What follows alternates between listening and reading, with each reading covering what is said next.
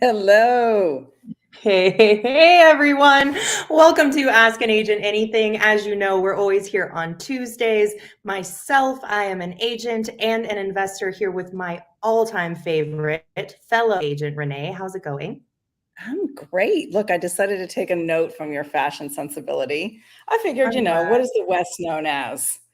The West, horses, gold, sunshine. Why not? Why not? This one kind of hangs out in the closet, so figured, you know, yours is cooler though. I'm You kind look of cool. jelly of your beads situation. I feel like the best thing I got going for me is my feathers, and I don't even know what side they're on. Bam. Oh, I like that. Amazing. Why not? Let's change it up a little bit. I do like hats. Oh my God, the hair. The hair is getting more Diana Ross by the moment, if you remember who that Oh, is. I love it. And you guys, if you're just now joining us, Renee and I show up as is, where is, always on Tuesdays. We really honestly bring everything that's going on in our business, which is why we call this Ask an Agent Anything, is because we want to pull back that curtain. We want to have open, honest conversations about what's going on. And it's important to us that we are bridging the gap between the investor side of the world and the agent side, because honestly, we get further, faster, together. And that's really where Renee and I found our golden juice. And that's one of the reasons we would be having these conversations anyway every week. But we're bringing you into them because we really want to be here to answer questions and see what you guys got going on in your life. I Speaking of know. which, Renee, you have a Yeah. lot going on in your life. You had Oh, quite a fun week last week. Do you want to tell I the did. audience anything about it? Oh, why not? Right. So you asked me, I'll tell you. So I had a person of interest in town from New York City, and we went to one of, yes, it is that. And it's also that. We ended up celebrating a big birthday and going to honestly one of the most primo restaurants I've ever been at. Actually, chef used to be a neighbor of mine. His girlfriend was a neighbor of mine. He moved in with the girlfriend over a decade ago, and he started a restaurant here in LA called Red Medicine, which is named an album name after one of my favorite punk bands out of DC, because that's where I grew up. That's how he and I connected, because I was the only one ever to say to him, "Oh, that's the name of a Fugazi album." And he went, "How do you know that?" And so then we became fast friends, and that has since closed. But he opened up two other restaurants here in LA, and I have eaten my way through Southern California. I used to date somebody that was a wine rep, so I've eaten my way through Southern California, and I'm telling you, service, presentation. It was definitely smoke on a plate, as I like to call it. It's like art, art places, a 12-course prefix. But oh my God, what an incredible, incredible experience. I'm probably saying this incorrectly because it's such an unusual name, but it's called Metaroa, I think is how you say it. Metaroa here in LA. Oh my gosh. You guys, not inexpensive, but worth every penny, definitely. So that was a birthday celebration. My birthday happens to be New Year's Eve, so everybody's having a party on my birthday. We'll see what happens this year. I Anyhow, One, I'm so glad for you because you took a break at the end of last week, which good. honestly, we're both the kind of people who don't do that very often. Capricorns. And Yeah. I know that Capricorn energy. And I just like, as both a friend and, kind of with our whole community, want to show up and say, go you. I'm glad you carved out that time and then kept the boundaries for it. We Yeah. didn't even talk at the end of last week. And I love that you really took that time. And it kind of like loops into our topic today because we're going to be talking about getting out there and being truly in front of people because this is a people's business. It is a people's business. And, I'm probably going to say something not popular, which I often do, but, we're way past the pandemic. And yet there's these lingering tendrils about actually getting out and being with people out there where people live. They don't live on Zoom. They don't live on the phone. They don't live in text messaging. That's a convenience, right? But it's so important that this real estate business, whether you're working regular retail and or looking to bridge a gap with investors, especially if this is for those agents that are considering, folding this in on a more full-time basis, is how are you going to meet these folks? And yeah, some people are hanging out in Facebook groups, but for the most part, they're at real estate events or REI events, real estate investor events. And it's a total, press the flesh, and you can pick your ones. There are women's only, especially if you live in a bigger area, like I'm in LA, right? So there's a little bit for everybody.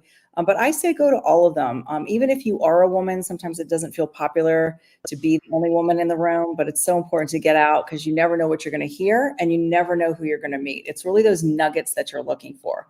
So it's building relationships with investors is the topic for today. I'm excited about this topic because I do think a lot of people come in. Let's just state maybe even from the investment side or are a brand new agent, and they don't really realize how much people work you need to do in this business. They see the numbers, they see the data, they're like, yeah, let's plug in there. And it's really hard to get things to actually look at and to comp and to underwrite if you're not out there in front of the people who actually need the solutions to create that loop. So I'm just excited about where we're gonna really kind of dive into this today. And I want to give a shout out to, I see you, Richard, Robert, and Joel in the chat. We're really glad you guys are here. And there's a few questions. And anytime I see a question pop up, we're basically going to stop our coffee chat and we're going to jump over and make sure that you guys have the info that you need. So I'm going to pull up this question right here, which I think is really good. Ooh, this is so relevant for today with the National Association of Realtors and what's going on. So let's read it. Can you elaborate? Richard says, can you elaborate on the buyer broker agreement? Had an agent tell me it needs to be in place before we work together in case she gets audited. Wow. Your thoughts on that? I don't think this is a national conversation. This is not just California or Colorado, which for those of you who are tuning in, my market is all of California. I live in SoCal, work all of California, been licensed for over 18 years. And then Coriana's in Colorado, and you've been licensed now for 3 years. Is that right? Yes, 3 years licensed, 5 years working as an investor. So I got in, I through the back door. Uh-oh, that sounds like a story within a story. Can you elaborate? You just well, I mean, I first learned about how to invest in real estate through the wholesale model. And then I was like, wait a second, I need to learn more as to how these contracts are working, what's going on. And that's when I got, honestly, probably distracted into my license because it was something I could learn and work on and do without actually doing the work of going out to see people in person and be out in the real world. So because I stutter stepped on that, I went and I got my license. And that's where I learned that it's a really happy little rainbow between both worlds if you're functioning with the synergy of collaboration over competition. So that's what I mean by backdoor, nothing dirty. Fair enough. So let's get back to the topic at hand. So to elaborate on the buyer broker agreement, your thoughts about this and sort of where it's going. I'm going to just speak in the present because many different iterations of Corianne along the journey I just described has different opinions about this. But given the present, the National Association of Realtors going through this lawsuit, and there is a date officially, August 17th, where the switch flips and there's no longer going to be allowed to be buyer compensation on the MLS. And that's like a whole nother kit and caboodle and conversation as to how we could get further as to what that means. But what does it mean for a buyer's agreement with an investor? Originally, investors would approach and go, I work with so many agents out here, I can't have a buyer's broker agreement with you. And I stood by that. I functioned by that. Got my license, continued to work that way. Now I work completely differently. I believe that the buyer's broker's agreement is not a hindrance to the investor, and it's just a benefit and a kindness to the agent and their paperwork and the hoops they have to jump through. Here's the caveat that's so important. I'm honest. First and foremost, I work with a bunch of other agents here. I'm under other buyer broker agreements. I need you to put in your buyer broker agreement a statement, and I've got it copy pasted over, but it basically all it needs to say is, I work with other people. This is a first come, first serve basis. If for any reason I've received your address from a different agent, you'll be notified immediately. That's it. Wow, that's powerful. I don't even do that. I just learned something today. So see, guys, you're always listening for the nuggets, right? That's powerful. And so it seems to, because, Richard asked a really poignant question, and some people in the audience, we're agents, right? So we sometimes take it for granted, the step-by-step. So you've now in being in communication with the agent, they're wanting to send you an address and they state, hey, I want you to sign this buyer broker agreement. And you go, I don't have a problem with that. And you're going to put this clause in there. But remember, you left out a little something, right? Because it's not just the buyer broker agreement. This is where I think Richard might be getting stuck a little bit. You do not want to have a blanketed buyer broker agreement with that agent. You want to have it per address. And so if you've never actually seen a buyer broker agreement, there is a space on there that says for the specific address. And so it's okay. If they, you know, in all fairness, if they brought you 123 Main Street, then they should get paid for 123 Main Street. And, you know, amongst the agents, we really do a lot of handshaking, so to speak, you know, like almost 1950s, like I'll scratch your back, you scratch mine. But within the agent and investor world, which is why, you know, Corey and I started this, it's a little bit of oil and water, and we don't trust each other. Particularly the agents don't really trust the investors. There's no recourse. There's zero recourse. You investor could go around my agent back, go right to 123 Main Street and knock on the door and go right to the seller, and I'm never going to get paid. And I basically just gave you free information. So the buyer broker agreement is really in place to have some kind of recourse for the agent investor relationship. Now, this is not a negative, but just remember, the investor is like the Wild West of real estate. You don't have brokers, essentially, right? I'm being general. You don't have brokers. You don't have an MLS. You don't have a board. If somebody tried to do something, quote unquote, to you, there's no recourse. You would just, excuse my French, screw the agent, and then there's nowhere for the agent to go. So think of it from the agent's side. They're not trying to throw you under the bus. They're just trying to protect themselves. We don't have buyer broker agreements amongst each other because we have referral agreements. That's what we use. So there is something in writing to say, hey, agent, I'm going to pay you. And hey, investor, agent, I'm going to get paid. Yep. That makes sense. And it's changing for agents too. So to some extent, that's probably why you're feeling that, like, oh, in case she gets audited, like, which is a little extreme, right? And no hate to any agents out there, but they are shifting so much that you, in a lot of ways, coming from an investment standpoint, and I know Richard, so I know he's coming from that angle, you want to kind of guide them through what you need that to look like. So it either needs to have the address, just like Renee says, or it needs to have that clause that clearly states when or when you're not working with them. Here's the thing that's also changed. And I've noticed, at least in my local market, that a lot of agents don't know how to navigate this yet. But in the document, and I've always done this in my exclusive agreements with my traditional buyers, I'm always going to say the seller may pay, you are obligated to pay. Most do not do this. Most have always checked seller broker will pay. And then they tell their buyers, hey, isn't this awesome? I'm basically working for you for free. And they can't use the free word, by the way. Don't do it. But that's always been where they've been, like, kind of coming from. Well, now the shift is you actually have to have the conversation, bring a value proposition to your buyers as to what work you're out there actually doing that would make me want to sign this, and then state, here's what you might have to pay me for that work. I'm also going to specifically ask the seller for it beforehand. And so watch your clauses, Richard, see what's going on in regards to that. But what's most important here is that, you know, honestly, to me, is that you're working with an agent that's actually going to be doing the work. I would directly ask, do you call sellers? And if they go, oh, no, then honestly, I'd be like, then I'm not signing a buyer's broker agreement with you. You're not doing enough work. Yeah. And don't be scared of signing stuff, guys. I mean, obviously you're signing something, you want to read it. There typically are state mandated disclosures, and they're not scary. They're actually written by lawyers on the board, you know, in my case, California Association of Realtors. So, you know, fill in the blank. Association of Realtors is typically every other state. And it's really just meant to be one of my favorite personal values, which is clear, concise communication. That's really what you're after. So when you see things like this coming from an agent, I kind of feel a little bit like in some of the Facebook groups. I know in our group, Astro Flipping, especially if you're new or you're young and new, and maybe, you just haven't been around the block enough times, doesn't mean you're unintelligent. It's just you're young. And maybe you haven't seen a lot of disclosures in your life. Well, this is the way of the world. Unfortunately, we do not live in a 1950s world where people kind of handshake each other.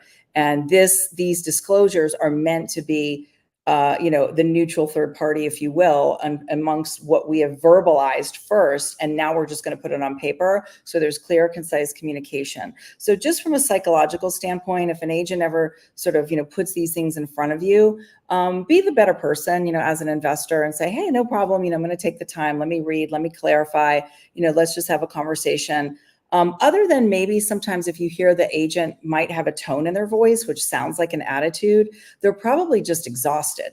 Remember, there's a lot more investors out there. You don't need your license to do this. You can literally become an investor today and go on YouTube University. And that's what's happening. And most of their phone numbers are being published. So anybody and everybody is calling the agent.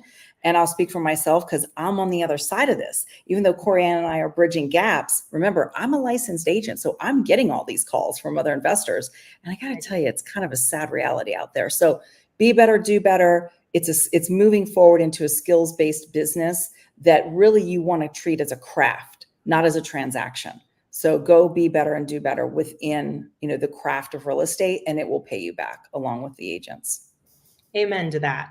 And I just want to touch, I see a few other questions I'll bring up as well, but just to kind of continue in the lineage of Richard's story, what about being audited? Other agents write at the time of contract if it's property specific. I personally, and Renee, correct me if you see this as being wrong, am like, this is just panic from the agent in regards to potentially being audited because, for example, she doesn't know what the future is going to look like. And what's being changed in all these laws and rules is about this buyer's agreement. It all has to do with this. So she's just going, hey, just in case for any reason they want to see my paperwork in 2, 3, by the way, we have to keep paperwork for 4 years. So in general, she's like, I need to cover my butt for half a decade. And I kind of understand that. I'm like, all right, cover your butt, but you don't even know how to cover your butt yet because we don't have those laws and restrictions and regulations. So you're kind of just blanketing, making sure that Richard does some extra paperwork. And for you, it should be a quick read. You, especially as a cash buyer, often should know what this buyer's agreement looks like and know what you need out of it. So click, click, click. Okay, good. Sign. And then I keep those in a folder that's my buyer broker agreements and shows me what date they'll expire as the saved file name. So there you go. Yeah, that's it. It's really, and neither Corianne and I are stepping over because we have experience, but it really isn't a big deal. Again, back to clear, concise communication, do exactly what Corianne said, save it. The agent does have some kind of transaction coordinator or should, per the broker, to where everything is really online at this point. So it's not even a file. It's not a digital file. But it's just another thing that goes in there. And you guys see it in the real world. I mean, look at lawsuits. I'm always dumbfounded, like somebody's being sued from 2016. I can't remember what I did yesterday. So, you're right that this agent, it sounds, that word, I've never heard that word, audited. So it almost sounds like the broker, like the brokerage, let's call it Keller Williams, for the sake of the conversation, right? That's a broker. And then usually we're sales associates underneath the brokerage, unless you have your broker's license. And so it sounds like the broker is sort of like, oh, if we get audited or whatever. So they're kind of putting the fear of God into the agent. Just have some grace, you guys, this year. It's a wacky year. It's a National Association of Realtors, don't quote me on this, I think they're almost 100 years old or just about that.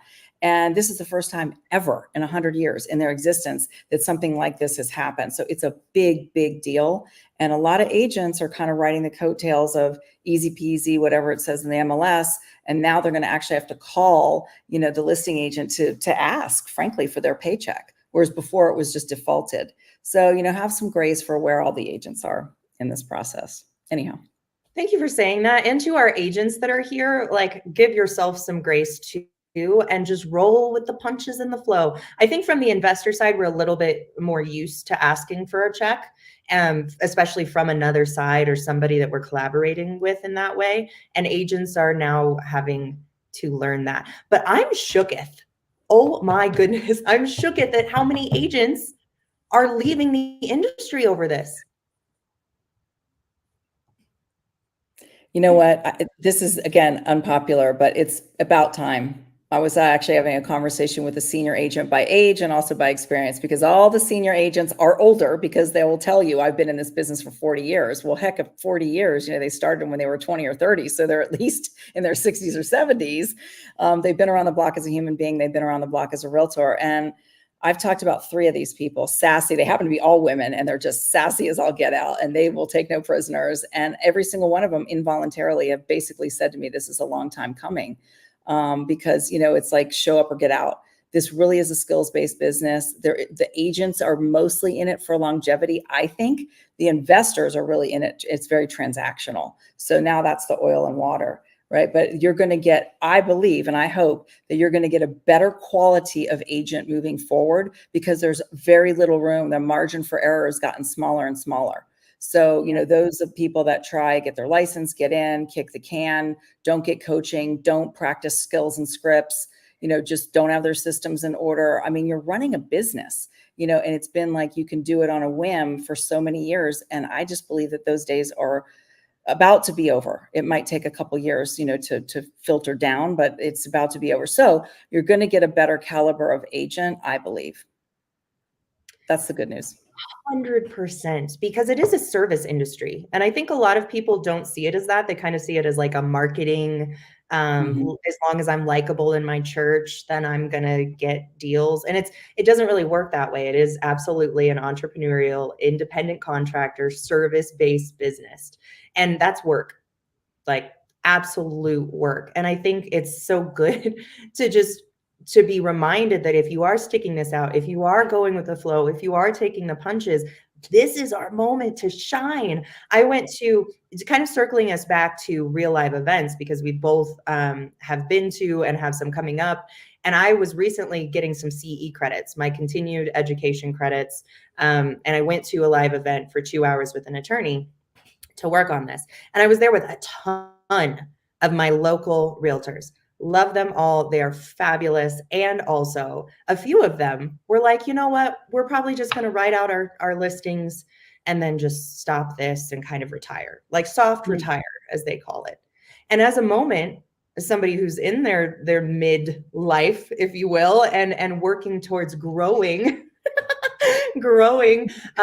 Hit home. Okay, I'm young. I'll take it. I'm young. I'm growing my business.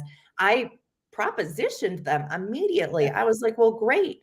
If you need somebody to take care of future business that might fall into your lap, I give great referral fees. And guess what? If you don't have your license anymore, then I give great marketing fees. I was like, just guys, take note. Yeah. Play direct from the playbook. We're always opening it up here. But I'm letting all my local realtors know that if they don't want to have to figure out this change, then I'll make sure that they get paid for the value they do bring. That's amazing. It's kind of the gift that keeps giving. It's almost like a affiliate / referral. I know this is all semantics, but like the kids would talk about that, right? How can you make money without actually working? Well, anybody who's on here or watches this in the future, if you're an agent that fits this, category, I mean, it might be bittersweet to you because you just don't have it in you anymore. We've all been there. It doesn't matter if it's real estate or another job you've had, or maybe even a sport that you play. Like, you just feel it within you. You're done. You're done. I call it being complete.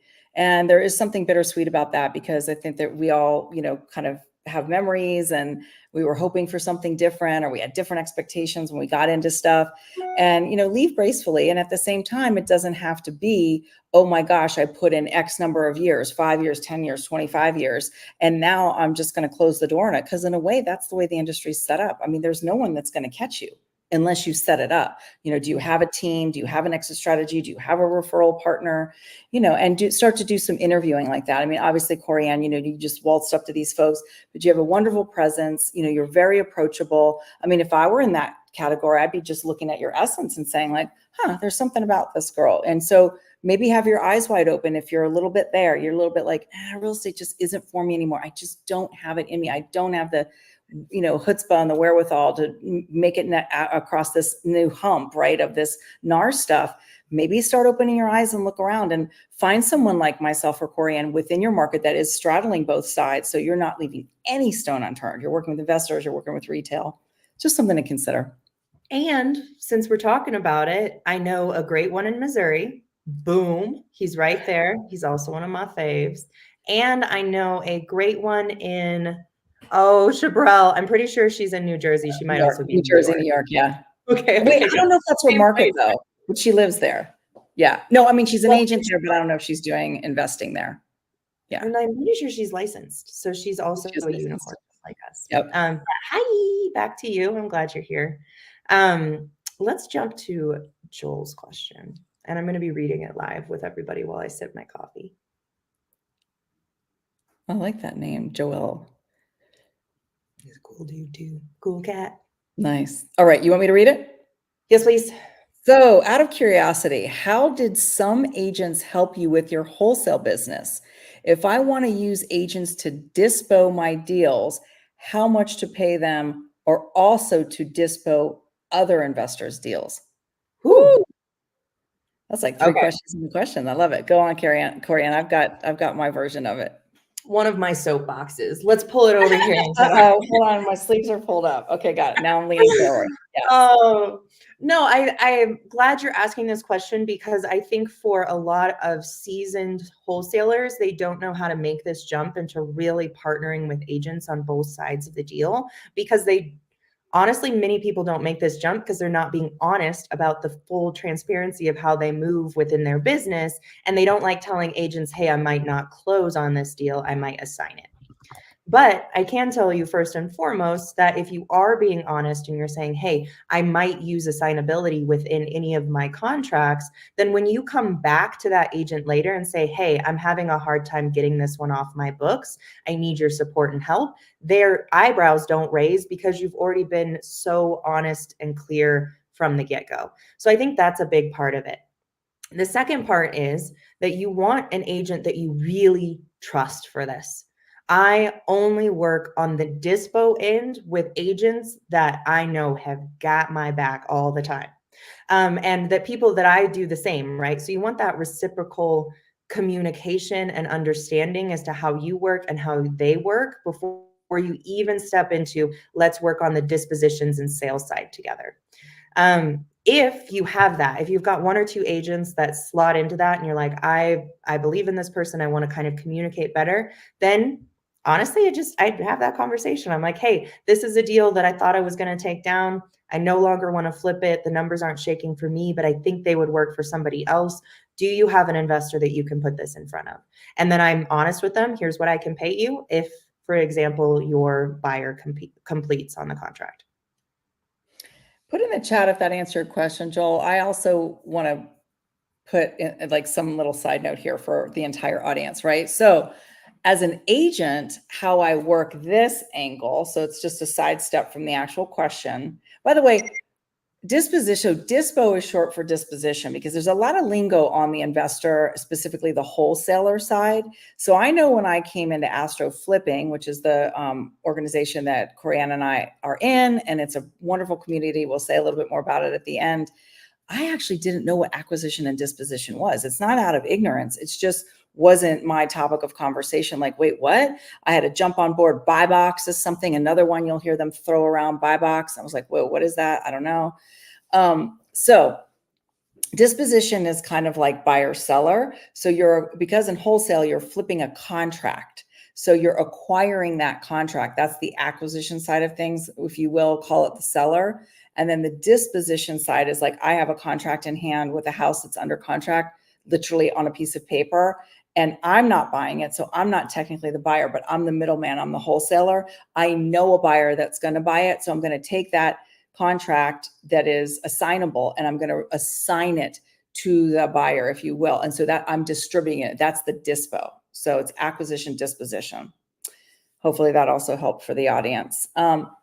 Also put it in the comments if you don't know, we can elaborate a little bit more. But here's the way I do it as the actual agent. So if I have a buyer, which I often do, right? So if I have a buyer and another agent calls me, because remember, I'm an agent, I'm not per se a wholesaler. I'm an agent who wholesales, but I'm not just a wholesaler, I'm a licensed agent. So I know a lot of agents. So an agent might call me and say, hey, Renee, there is a person in my office that has an off-market property that is fitting exactly what you're looking for, a bit of a fixer. It's going to have some meat on the bone, right?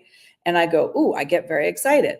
So, but they're in touch with the listing agent. The listing agent in their office is their buddy. And that's how they found out about this off-market opportunity. So then there's this dilemma that agent, who's the buyer's agent, and I'm a buyer's agent, if you will, because I have the buyer, that agent says, Renee, how am I going to get paid? I said, no problem. There's 3 ways to do it. One is you can wholesale it to me and I'll wholesale it to my buyer, right?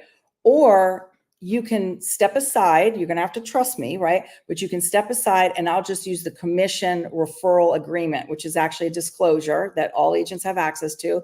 And I will pay you through escrow as a referral. We will decide on what that amount is, but that will be a referral. Or third is I say, hey, buyer's agent that brought me the deal, you and I can split the commission, 50-50, we'll call it, split the commission, and we're both on the residential purchase agreement, which is technically what it's called before all signatures are on something, then it's called the contract.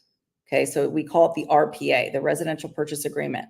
That's 3 ways to do it. So for all of you out there that are agents and you're kind of scratching your head and you're a little bit spooked about how you kind of play middleman to all this with your other agent, because you need to be licensed in order to do this. So Joel's question was more about being the investor. I'm speaking more to the agent to agent on how to do this. So that's the answer on how it works. And it's super simple. She's back.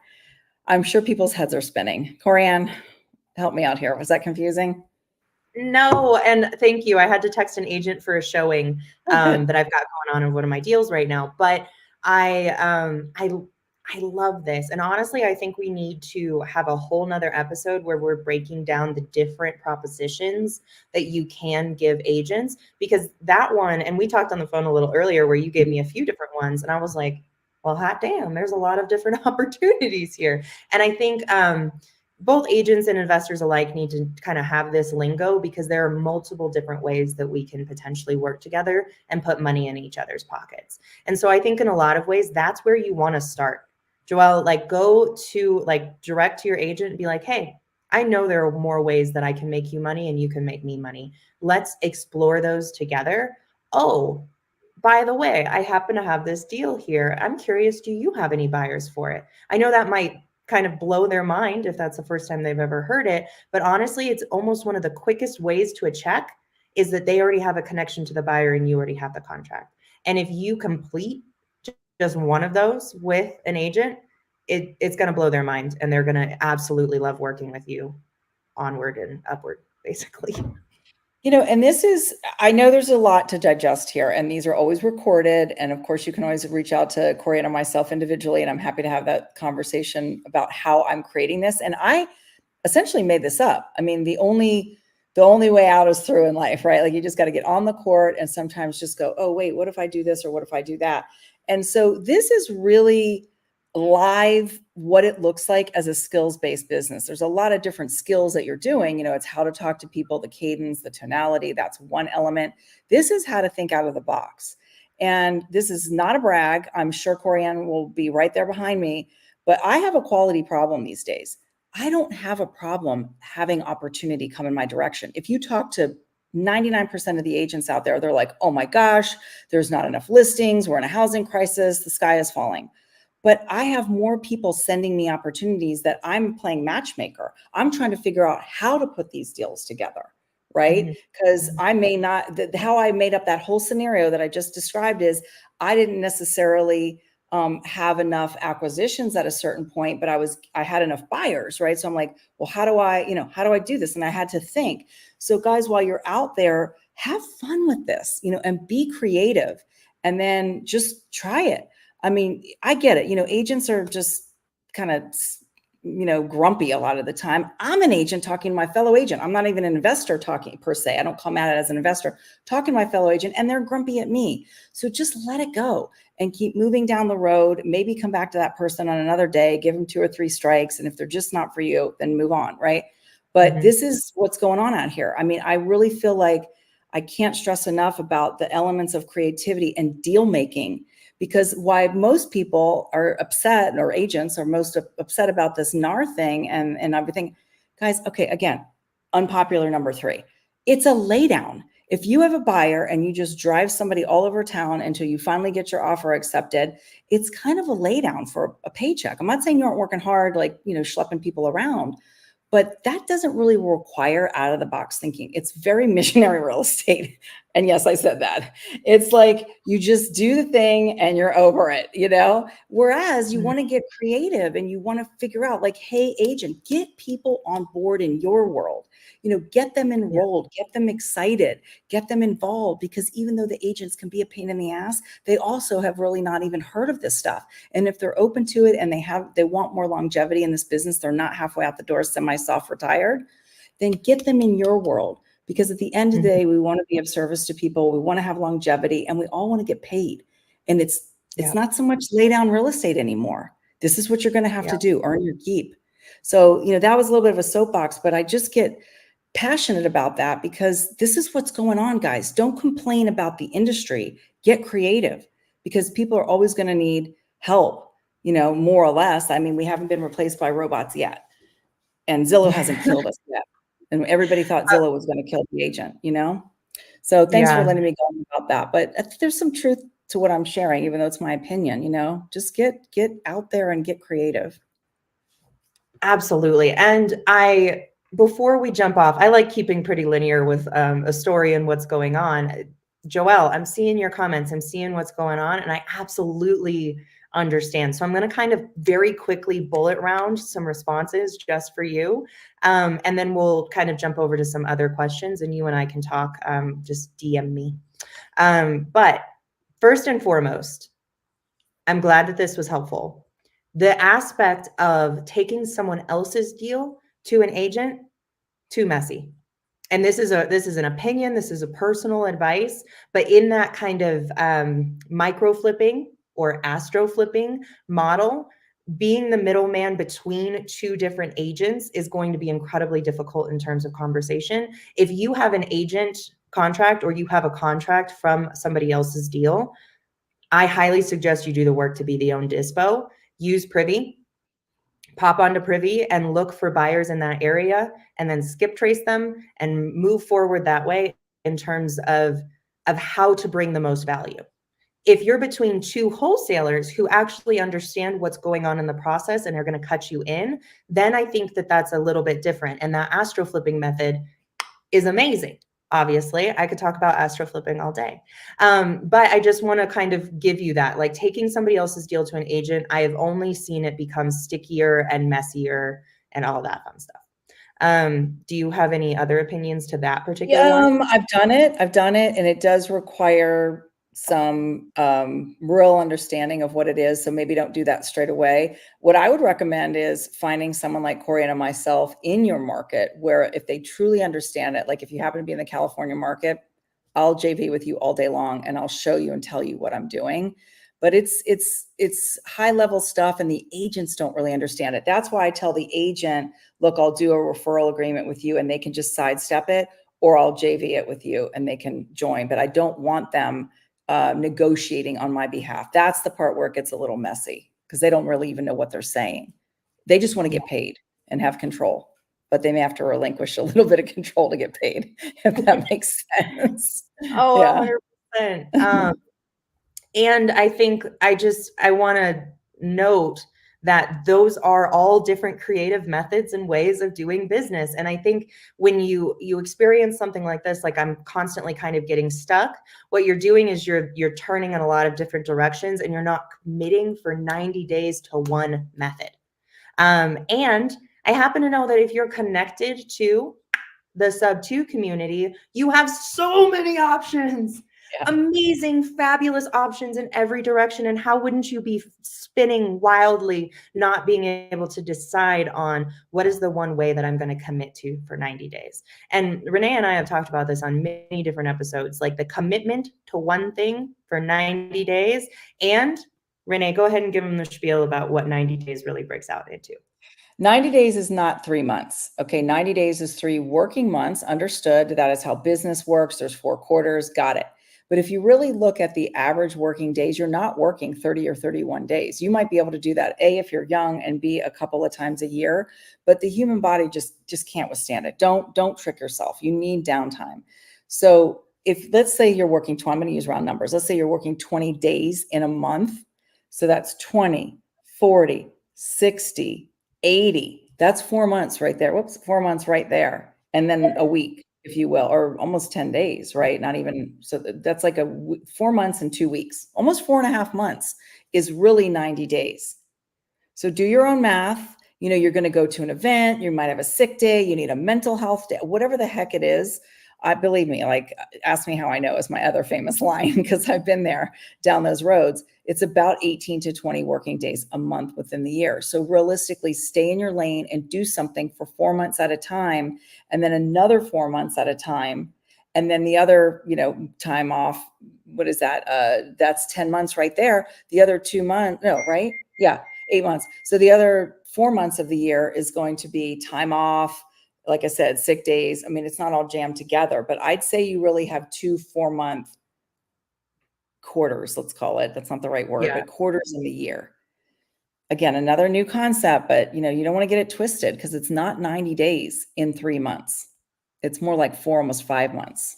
That's a big revelation for people. Wraps this all back around to our advice is to make sure that you're only sticking to one aspect of how you're going after your deals, and you're sticking to that consistently with reasonable KPIs for 90 days, and true 90 days, not 3 months. So that's kind of the first just advice for honestly any of our listeners. Also, I just want to note that I do coach individually. So if you want to take an hour with just me to sit down and look at your business and where you're spending your time and all of that fun stuff, DM me. I'll send you what my packages are, and we'll get started and kind of move you down the path of the right direction. Cool. Amazing. All right. Any other questions? No. Yeah, guys, you're here today. I love this. Honestly, I would like this to happen every week, is that you guys have so many questions that, like, our topic, I get to talk to Renee all the time. Let's talk to you guys about what's going on in your business. So I want to jump over to my gal pal, Tabitha. Hey, Miss Tabitha. I've talked about this one a few times, but I would really like to start with your opinion, Renee, especially coming from 18 and a half years with this license in this business, and then approaching a aspect of investment and understanding how wholesalers move. Do you see benefits in that? Yes, I do. Yes is the answer. Because you have your license, it's just a lot more flexible as far as some of the things that I described in terms of referrals and kind of creatively putting deals together and getting people paid. And if you don't, and you don't want to, because it's going to cost you probably $1,500 a year, loosely, minimum, depending on your MLS and dues and all the things. But it's probably about that. So if that does not appeal to you, and you feel like you're not going to utilize the MLS the way it's designed, you're not taking listings, you're not putting stuff in there, maybe just, gal pal it with one of us or somebody else in your market and just call it a day, because it's going to cost you that amount of money, Plus, I've been so long since I got my license, I don't even know how much it costs to get a license anymore, but it's probably a good $500-600, I would think, at least. So anyway, there's that. And then, yes, it does benefit because it just covers you a bit more. Now, I'm not going to say benefiting me in wholesaling, because remember, I don't consider myself just a wholesaler. I'm an agent who wholesales. So it's more like a verb than a noun. And it does allow me that flexibility, especially because of the way I'm doing it. I'm coordinating with other agents. So I've opened up a whole Pandora's box more for myself, because I'm now doing deals with other agents in this capacity. And it just helps. It helps. So if $2,000, let's call it $1,500, $2,000 a year is doable for you, then yes is the answer. Get your license and just have it. Yeah, and if the funny thing is, all the iterations of Corianne and the multiple different businesses that she's had has different opinions on this. But I'll tell you the most recent one, which is that it is incredibly invaluable. And at some point, probably in the next 10-ish years, maybe 15, I think all wholesalers will have to hold a license. So in a lot of ways, I'm like, now or later, you go get one. And for example, when Chicago changed their rules on wholesaling, that was 5 years ago that they changed their rules, and that hasn't yet become all of the other states. So in a lot of ways, I'm like, it could be 10, 15 years, but it's probably coming down in some way, shape, or form. So might as well add that now and get really familiar with how you can move with it. And Renee is the perfect person to talk about this because she enlightens me all the time on different ways that I can approach agents and bring my knowledge to them to better their business. So in a lot of ways, especially Tabitha, because I know your market, I know how you move, I think you would kill it with a license. You're already moving alongside so many agents in such a smart way that I would start moving towards the direction of having that understanding and taking those tests, and just do it at your own time, because here's the ticket. If it slows down your investment business and you're not making money, it's the wrong move. Then you're doing the same thing Joelle's doing in terms of like, where's my money? And we don't want you doing that. We want you to stabilize. So if you're getting enough traction and you're closing 1 to 2 deals, then I would start taking the time to get that license. And that's really individual advice specifically for you because we're buddies. Yeah. And I know Tabitha as well. She's got a good vibe. And, if you, even to the point of, if you run into somebody, maybe you were door knocking, maybe you're just out like checking out the neighborhood. I know you're in the Northwest and maybe you want to door knock and you happen upon a sweet old woman. And the best option for her is that you actually put it in the MLS. You don't sell it to an investor off market. You put it in the MLS. It will give you that flexibility. And even if you go, oh my God, I'm not even at a brokerage. Maybe you're at a flat fee brokerage and they don't give you a lot of help. You're just going to hang in your shingle there. Get with a local agent that you can also JV with, and they'll assist you in the proper marketing and so forth. So there's just a lot more flexibility. So great question. Yeah. Really great question, and I'm always happy to talk more about it too. Raja, I hope I'm saying your name correctly. That's you said you've got a wholesaling question. It is. Drop it in the comments so we can see it. We want to know what it is and bring as much value as we can. Can we take a moment just to say that shift between noun and verb for the word wholesale is so important. And honestly, if you'll just go on a little ramble about that, because my cat is out in the rain, I'll be right back, guys. The cat's in the rain. Oh, boo. Yeah, I think because of my experience and my time in the business, 18 and a half years. Oh my gosh, it's going to be 19 years in July 2024. I just can't even believe I'm saying that. It's like, where does the time go?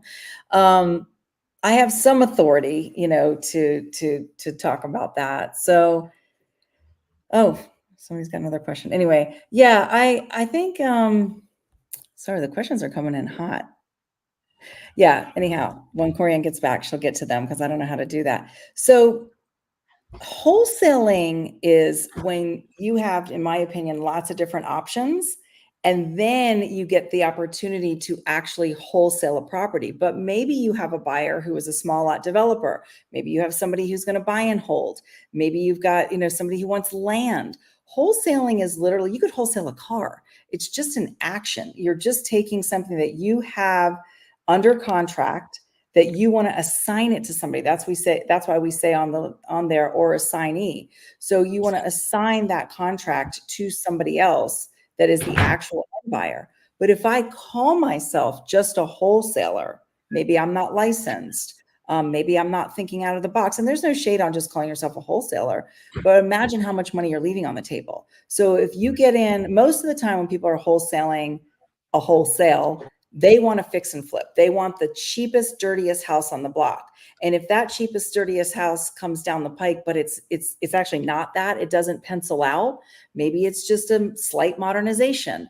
Maybe there needs to be a garage conversion. Maybe it's not even worth fixing and flipping because the property is so stinking old. Maybe it's 100 years old. A lot of the homes in LA are 100 years old. They were built in the 1920s.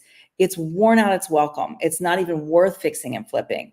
Maybe it's on a big lot. So now we're going to demo it. So my point is, think outside of the box on how you're running your business and call yourself an investor, whether you have your license or not, call yourself an investor and then decide, can I wholesale that tear down? Can I wholesale the buy and hold? Can I wholesale the fix and flip? Can I wholesale the raw land? And if you still want to call yourself a wholesaler, fine. I say call yourself an investor who wholesales or an agent who wholesales, because I'm telling you guys, you are leaving money on the table. I just had a conversation with another astro flipping student where it was like the big aha, because in astro flipping, understandably, they've got one lane and they're teaching you to wholesale. Got it. Not throwing shade on that either. But what if it isn't a whole, what if it's something that's not a fix and flip? What if it's another investor opportunity? You've literally taken that and thrown it out the window. You're throwing money away. Please don't do that. So can you ad lib on what I said? It was a little confusing. I get it. People just go wholesaler because they're just trying to grasp what the heck's going on. I'm not here to confuse people, but I definitely want you thinking, even if you're not executing on it, think and then go think about who you can do a deal with. Oh, maybe this is a new build. Let me call Renee because she probably has a new build buyer. I do. That's why I say don't throw it away. That is literally part of my script. I tell other investors not to do that. And I tell other agents not to do that. And I'm telling you, the aha that they get when they're listening to me say that, they're like, oh my God, yes. Oh my gosh, I'm calling you. This is why the fire hose has gone off in my world. This is, of course, no brag. I'm just saying what's so. Don't leave money on the table, guys. Transaction engineer. Thank you, brother. I love that. I mean, this is so important. And I guess what I want to do first in response is talk about the elephant in the room and flick the devil off your shoulder, right? To the newer wholesalers or to the agents that have worked with bad wholesalers, even worse. And they go, how can you represent yourself like that when we also know that one of our main strategies is to assign this contract?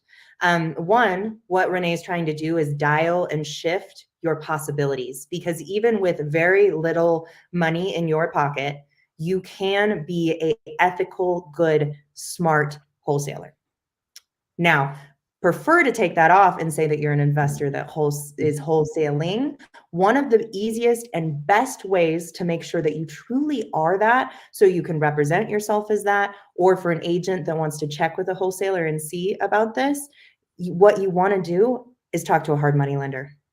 You need hard money lenders in your back pocket so that you have multiple exit strategies and an understanding of the value you need to complete and close on a deal. Now, does that mean that you can't say, hey, I need to back away from this deal or whatever it might be? No, it doesn't. It's just showing that, hey, you're going the extra mile to make sure that you truly do understand the finances of the thing that you're going under contract on before you ever try to actually sell it. So,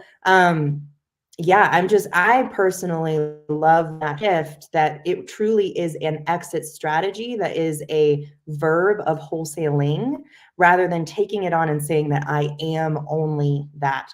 Because most people that are even entering into real estate from that direction, you don't want to be that all the time. You're looking for ways to enter into real estate to be able to do more.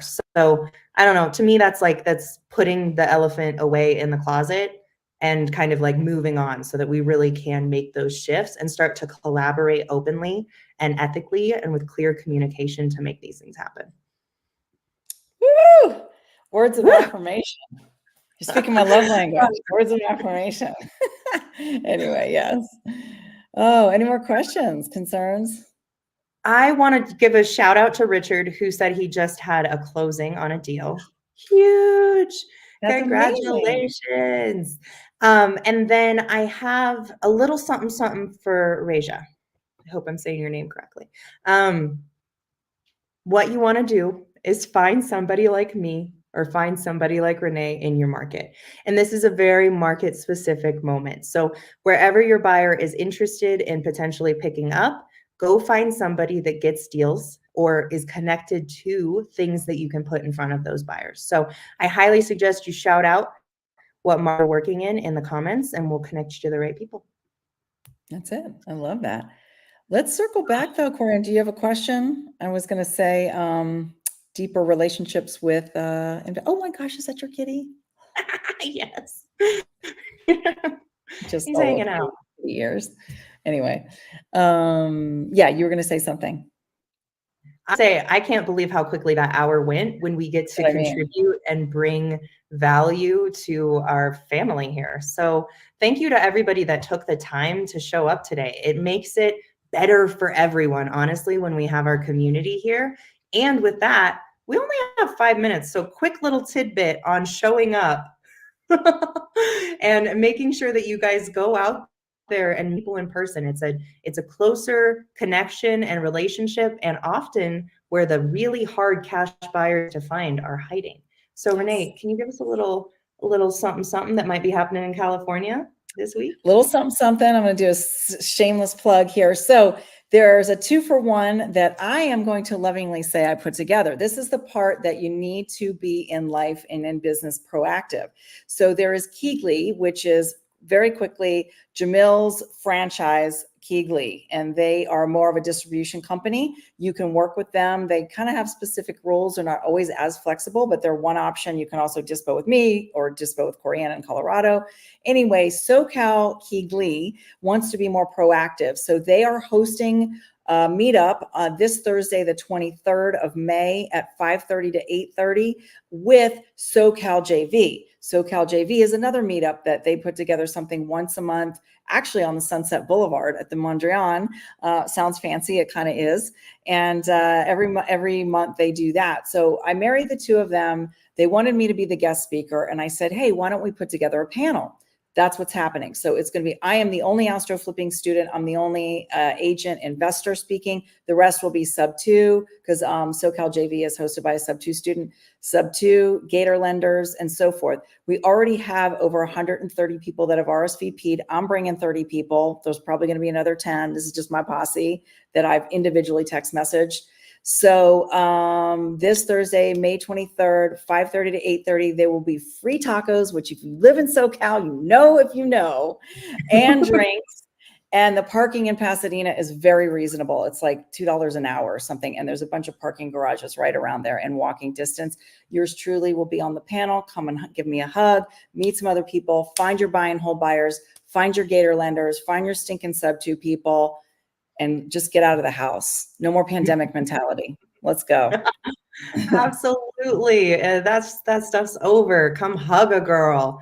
I'm genuinely jealous, y'all. If you can show up this week and give Renee a hug from me, I would appreciate it, and support her because she's going to be speaking live. And she's obviously, we saw that today, full of good tidbits and tips and things to take away. So go, y'all, go if you're in California and bring a notepad. You'll probably need it.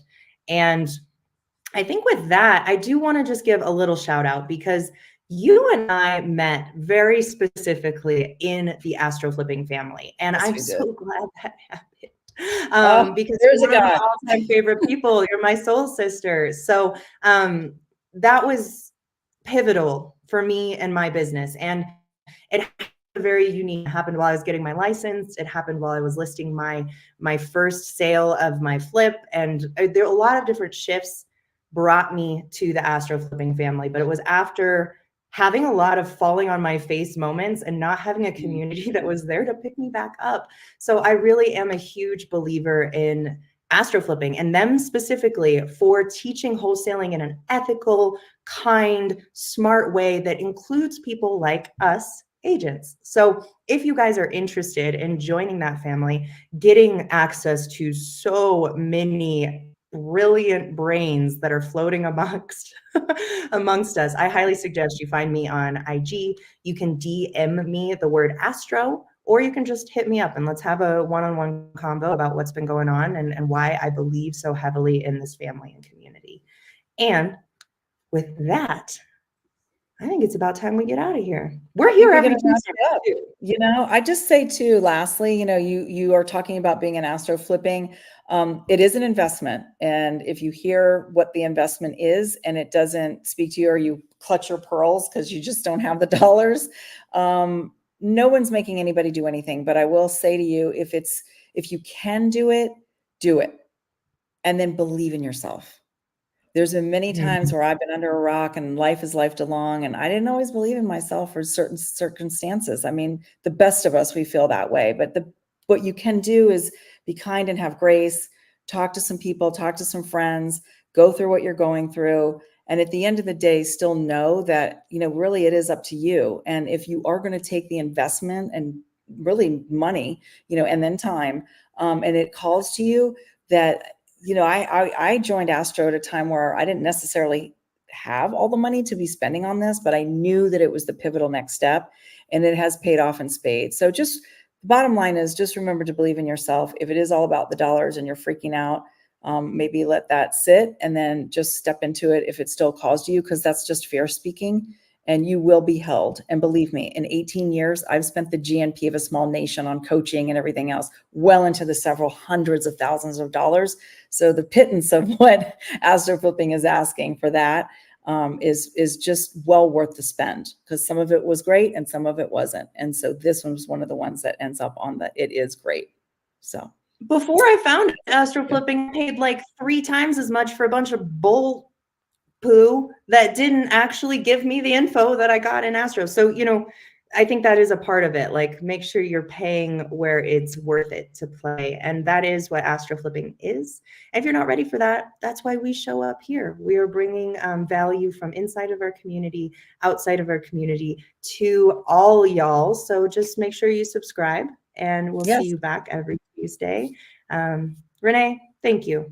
I love you. You're my favorite. You are a sister from another, from one only child to the next. A sister from another. Yeah, absolutely. And with that, y'all, we will see you next week. Thanks, guys. Be well. Oh, cutie patootie.